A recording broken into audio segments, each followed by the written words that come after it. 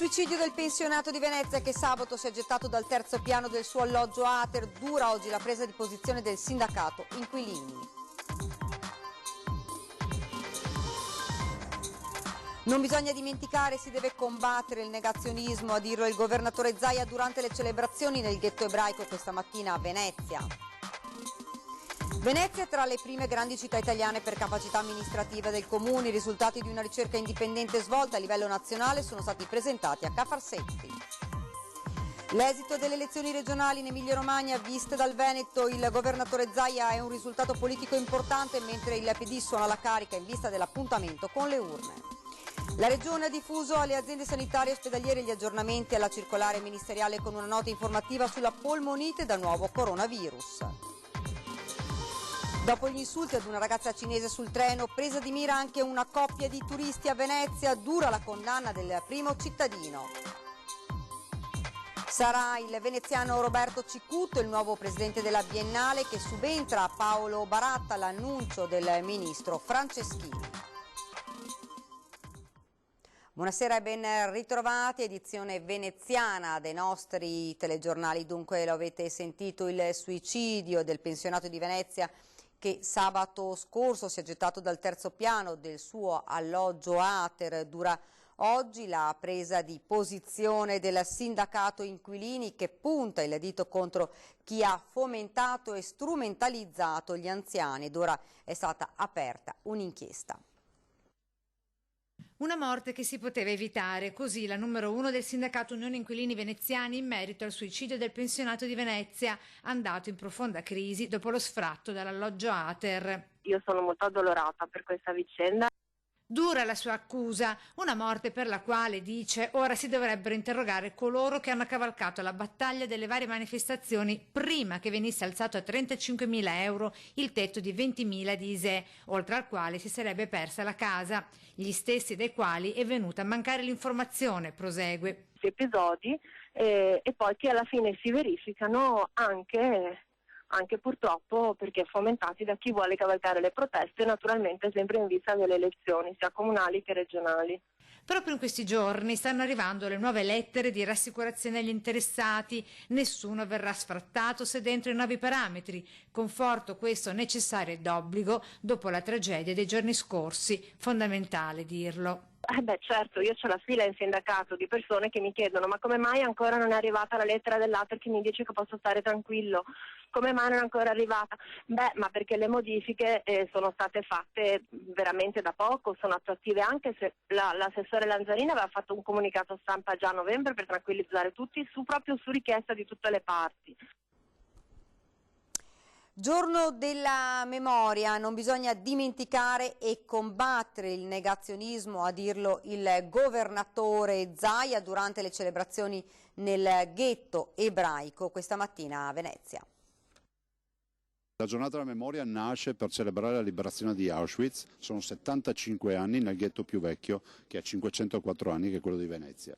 Non dobbiamo dimenticare, dobbiamo batterci contro il negazionismo che corre in rete e che raggiunge molti giovani. Combattere il negazionismo e far crescere le nuove generazioni ricordando ciò che è accaduto è fondamentale per il governatore Zaia, che ha preso parte alla cerimonia nel ghetto ebraico a Venezia in occasione del giorno della memoria. Un negazionismo simbolo di ignoranza, ribadisce il rabbino. Penso che se ogni volta che stiamo in una riunione che parla della Shoah ricordiamo il negazionismo, le diamo un palco che loro non merescono.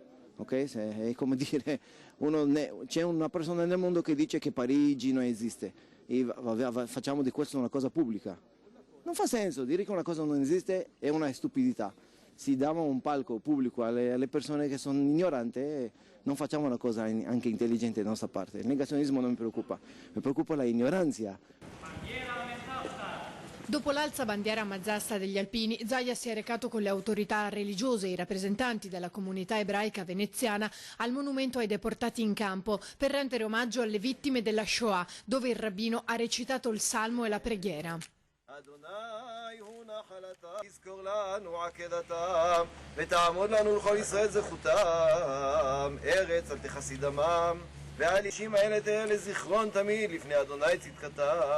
Presenti anche il presidente del Consiglio regionale Ciambetti e vari consiglieri. Proprio nei giorni scorsi hanno votato un progetto di legge con lo scopo di prevenire e contrastare fenomeni di antisemitismo. È una legge che impegna l'istituzione ed è l'istituzione che nel giorno della memoria gli ebrei sono d'aiuto, ma è l'istituzione che ha un compito di formare le coscienze, di essere vicina alle generazioni future e quindi il fatto di impegnare la memoria è un compito della Regione che la Regione sta assumendo in modo significativo. Bisogna vedere i bambini ebrei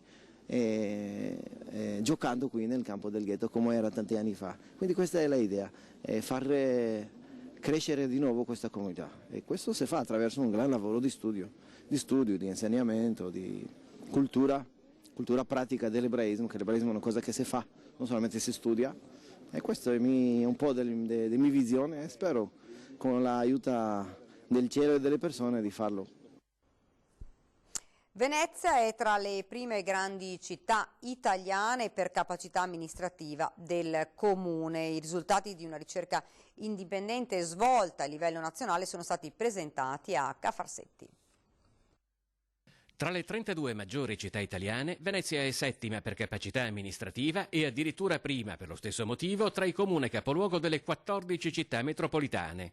Lo sostiene un rapporto indipendente che, partendo dall'analisi del rendiconto 2018, aggrega e mette a confronto i dati del bilancio finanziario ed economico patrimoniale dei comuni, i cui risultati sono stati presentati con soddisfazione a Cafarsetti dal sindaco Luigi Brugnaro e dall'assessore al bilancio Michele Zuin. Chi fa questa ricerca, che è un indipendente, che è Franco Mostacci, che è un ricercatore dell'Istat, dice che dai bilanci, da questi indicatori, deriva la cosiddetta capacità amministrativa, cioè il bilancio è la base, diciamo, di quella che è una buona amministrazione. Franco Mostacci, l'autore del report, lavora all'Istat, l'Istituto Nazionale di Statistica, dal 1982, ricercatore senior in campo statistico-economico e tra l'altro un esperto di debito pubblico.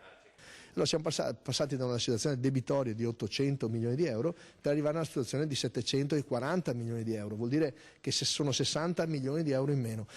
Questo faccio fatica a pensare che possa entusiasmare l'interesse delle persone, per cui non faremo i titoli, ma è realmente una cosa molto importante. Il report è presentato quasi come una somma di quanto prodotto in questi anni di amministrazione, con le elezioni per il rinnovo del Consiglio Comunale in primavera e mentre sembra prendere sempre più corpo la candidatura civica come principale sfidante alla carica di sindaco del rettore di Ca' Foscari Michele Buglisi. Quali sono le voci più importanti, diciamo quelle che rispecchiano meglio l'attività che avete svolto in questi 4-5 anni di amministrazione? Beh, sicuramente quelle dell'indebitamento, quella della riduzione del disavanzo e poi il pagamento dei fornitori che lavorano con la pubblica amministrazione, in questo caso con il comune, dove noi paghiamo ancora prima, siamo 2 giorni sotto la scadenza delle fatture. La Regione dichiara la mobilitazione generale contro la polmonite da nuovo coronavirus in Cina. L'assessorato alla sanità ha diffuso gli aggiornamenti alla circolare ministeriale ed una nota informativa a tutte le aziende sanitarie ed ospedaliere. Una task force regionale con l'apporto di tutte le strutture sanitarie, in particolare le unità di malattie infettive, i laboratori di microbiologia ed i dipartimenti di prevenzione. La Regione Veneto segue con grande attenzione l'evoluzione della polmonite da coronavirus in Cina e sta mettendo in campo tutte le misure di prevenzione e contrasto del contagio. Abbiamo già dato mandato a tutte le singole aziende, ai reparti di malattie infettive, ma anche ai dipartimenti appunto di prevenzione, di munirsi. Seguiranno delle comunicazioni formali e delle circolari sui comportamenti da tenere. Verranno coinvolti tutti gli attori, quindi penso anche ai medici di medicina generale, che sono quelli che potrebbero venire in contatto con i propri pazienti. Quindi ci sarà una campagna di informazione e sensibilizzazione collettiva, ma senza fare nessun allarmismo. Nell'eventualità si dovessero presentare casi sospetti, il centro regionale di riferimento sarà nell'azienda ospedaliera di Padova. Oltre che per eventuali situazioni gravi, quest'ultima sarà anche il punto di indirizzo in Veneto per il numero verde 1500 attivato dal Ministero della Salute. Quali sono le indicazioni che vengono date alle ULSS? ma le stanno abbozzando in queste ore l'ufficio prevenzione della Regione del Veneto, che sono quelle che derivano dalle indicazioni che ci stanno arrivando dal Ministero della Salute, che ha costituito una task force nazionale. Noi faremo altrettanto a livello regionale, in modo poi da coordinare i lavori all'interno delle singole aziende sanitarie, sulle indicazioni che sono anche arrivate dall'OMS. La mobilitazione anticoronavirus in Veneto è avviata, ma dall'assessorato alla sanità si chiede anche di evitare inutili allarmismi. Sappiamo che il Veneto ha una forte vocazione turistica, per questo insomma ci stiamo preparando per ogni eventualità, però ripeto, insomma, la situazione è sotto controllo. Dopo l'aggressione contro la ragazza cinese insultata in treno, nuova aggressione sempre a Venezia e sempre contro una coppia di turisti cinesi, dura la condanna da parte del primo cittadino. Quando uno usa comunque la violenza o l'offesa è sempre comunque da parte del torto. In questo caso peggio, perché sono dei ragazzini. È un brugnare a tutto campo quello che continua a stigmatizzare la nuova aggressione delle scorse ore avvenuta a Venezia nei pressi della Giudecca, quando una baby gang di adolescenti ha seguito, insultato e sputato contro una coppia di turisti cinesi. Partendo anche da episodi come questo, noi non dobbiamo intanto sottovalutare nulla, perché se è vero che questi, sembrano i due signori cinesi, dicono che sono bambini da 6 anni, ripeto, faccio fatica a pensare a 6 anni, ma fossero 8-9 immagino. A ti sembra normale che questi vanno a sputare della gente? Che cosa hai sentito a casa? Che cosa hai percepito nel tuo contesto? È questo che mi interessa, nelle scuole, oltre a pretendere, di cosa stiamo occupandoci. A denunciare l'accaduto gli stessi turisti cinesi che hanno segnalato il fatto al proprietario dell'albergo dove avevano preso alloggio, raccontando anche che l'aggressione, forse a sfondo razzista per via dell'epidemia da coronavirus, sia stata documentata e filmata con il telefonino proprio da una ragazzina appartenente alla stessa baby gang. Perché il tema è anche cosa ascoltano a casa dei genitori. Nel sottile tessuto del caso, tanta violenza dopo il post contro i cinesi di un consigliere di maggioranza di Casier, di Fratelli d'Italia, che li aveva descritti come onti cinesi. Siamo preoccupati perché questa idea di villania e di degrado in generale, questo non è questione delle persone orientali solo, ma in generale di chi si comporta male con gli altri. Siamo alla politica, l'esito delle elezioni regionali in Emilia-Romagna visto dal Veneto, dal risultato politico importante per la Lega, parla il governatore Luca Zaia, mentre il PD suona la carica in vista dell'appuntamento con le urne. L'esito delle urne in Emilia-Romagna, divenuta il vero terreno di confronto di questa tornata elettorale per le regionali, pone alcuni punti fissi, secondo il presidente del Veneto Luca Zaia, che riconosce la vittoria del collega Stefano Bonaccini, sottolinea la debacle dei 5 Stelle e aggiunge che questo governo, con questi numeri, non se ne va a casa. La leadership di Matteo Salvini non si discute, continua Zaia, perché la Lega esce da questa consultazione tutt'altro che sconfitta, essendosi assestata al 32%. È un ottimo risultato dal punto di vista politico, questo è innegabile. Dall'altro poi ovviamente la partita l'abbiamo persa, però è pur vero che il risultato politico c'è stato, ma non è per trovare una positività, perché è un dato di fatto e ce l'hanno riconosciuto tutti. Governo che ora Zaia aspetta la prova autonomia, forte di un'altra convinzione. Immagino anche sull'autonomia che Bonaccini su questa partita adesso accelererà ancora di più, anche perché riguarda principalmente 3 regioni, ma altre 16 regioni poi altre 15 regioni poi si sono aggregate a noi. Anche per la presidente di Veneto Vivo Simonetta Rubinato la vittoria di Bonaccini rilancia l'istanza autonomista, ma in Emilia-Romagna il Partito Democratico è ritornato primo con quasi il 35% e il gruppo regionale del PD suona la carica in vista dell'appuntamento con il voto in Veneto. Questo entusiasmo deve trasformarsi in benzina, secondo i Dem. Il segretario Alessandro Bisato traduce queste parole in un percorso da compiere. Io continuo a ripetere da tempo e lo rivendico anche in queste ore che assolutamente noi dobbiamo cercare di tenere assieme tutto il fronte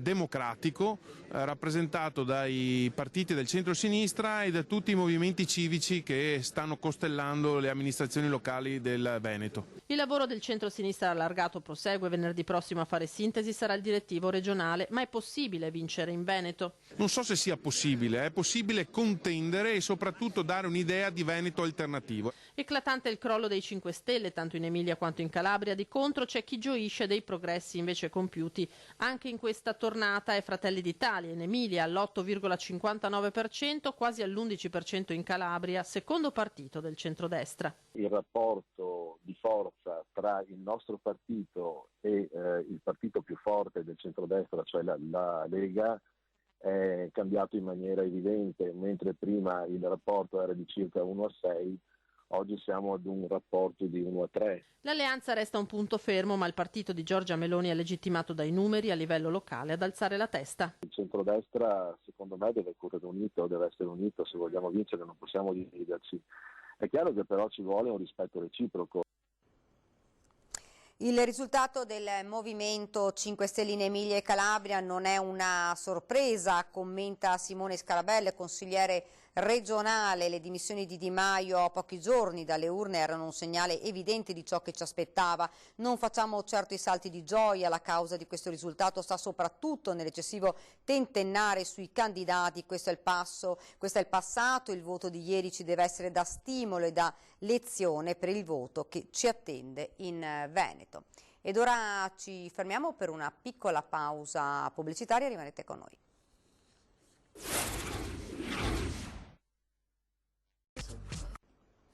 Rieccoci nuovamente in studio con l'edizione veneziana dei nostri telegiornali. Continuiamo con la cronaca. È stato trovato morto a 38 anni Matteo Voltolina, il figlio di uno dei fondatori dell'antica Murrina veneziana. L'uomo aveva prenotato in un ostello di Mestre.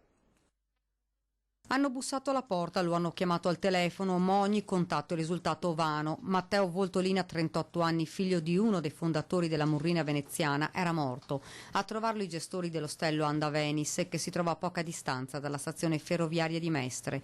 L'uomo era in pigiama ai piedi del letto, nessun segno di infrazione, tutto in camera era a posto, soldi, portafoglio, nessun segno di violenza. Il 38enne è morto forse a causa di un malore nella notte. Sul posto, oltre agli uomini del SUEM, anche i carabinieri. Matteo Voltolina, che abitava in campo San Maurizio, aveva deciso di soggiornare per una notte a Mestre. Era arrivato tardi nella struttura, stava bene, dicono i gestori, ha dato la buonanotte ed è andato in stanza, ma la mattina non è sceso, mettendo in allarme il personale dell'ostello. La procura ha disposto sul 38enne l'esame autoptico per stabilire l'esatta causa della morte. Sarà il veneziano Roberto Cicutto il nuovo presidente della Biennale di Venezia, subentra Paolo Baratta. L'ha reso noto il ministro per i beni e le attività culturali Franceschini, che ha avviato questa mattina la procedura di nomina. Negli ultimi anni la Biennale ha vissuto un processo di rinnovamento in tutti i settori di attività e ha incrementato la sua già notevole fama sulla scena internazionale, ha detto Franceschini. Questo è stato possibile grazie al prezioso lavoro di Paolo Baratta e della sua squadra, che ringrazio. Sono certo che Baratta, con la sua autorevolezza, continuerà a impegnarsi per la Biennale. Cicutto dal 2009 ricopre la carica di presidente e d'amministratore delegato di Istituto Luce Cinecittà SRL. Siamo allo sport, basket, sconfitta sul parquet casalingo per l'Umana Reyer. In un taliercio tutto esaurito, gli Orogranata non sono riusciti a battere la capolista Segafredo Virtus Bologna, la seconda squadra dopo Milano ad espugnare il palasport Orogranata, con il risultato finale di 71-83. Credo che sia stata una partita divisa in due parti. Il primo tempo, dove credo che avremmo meritato di chiudere in maniera diversa, perché credo che la Virtus abbia vissuto su alcuni errori che abbiamo commesso, e finché abbiamo avuto energia abbiamo impattato soprattutto a livello fisico, anche se non di talento. Terzo e quarto quarto la Virtus ha dimostrato in questo momento di essere più forte di noi, ha vinto con grande merito, ha vinto con talento.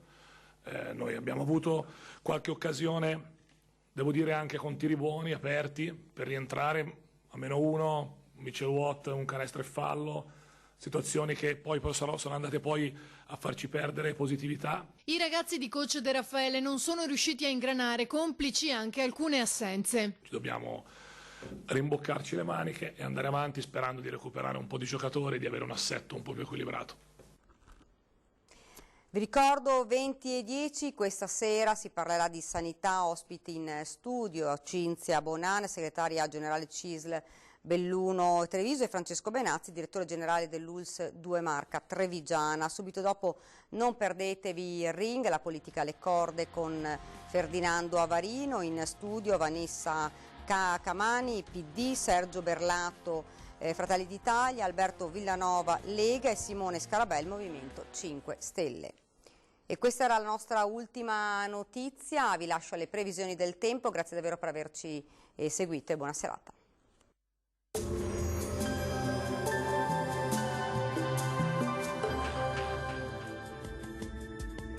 Bentrovati al meteo. Una perturbazione atlantica causerà un tempo piuttosto incerto sulle nostre regioni. Il dettaglio di martedì 28 gennaio. Sul Veneto al mattino cielo nuvoloso con qualche precipitazione a carattere sparso. Dal pomeriggio tendenza al miglioramento con fenomeni in esaurimento e sarà via via anche più soleggiato. Temperature minime tra -1 e 4 gradi, massime tra 9 e 13 gradi all'incirca. Ci spostiamo ora sul Friuli Venezia Giulia, dove sarà anche qui instabile con piogge diffuse un po' per tutto l'arco della giornata. Temperature minime tra lo 0 e i 5 gradi, valori massimi oscillanti invece tra i 9 e i 12 gradi. Poche novità sul Trentino Alto Adige, spiccata variabilità anche qui con locali nevicate sopra i 700 metri, andrà un po' meglio a partire dal pomeriggio. Temperature minime intorno a -1 grado, massime intorno a 11-12 gradi circa. Dal meteo di Antenna 3 per ora è tutto, grazie per l'attenzione e arrivederci.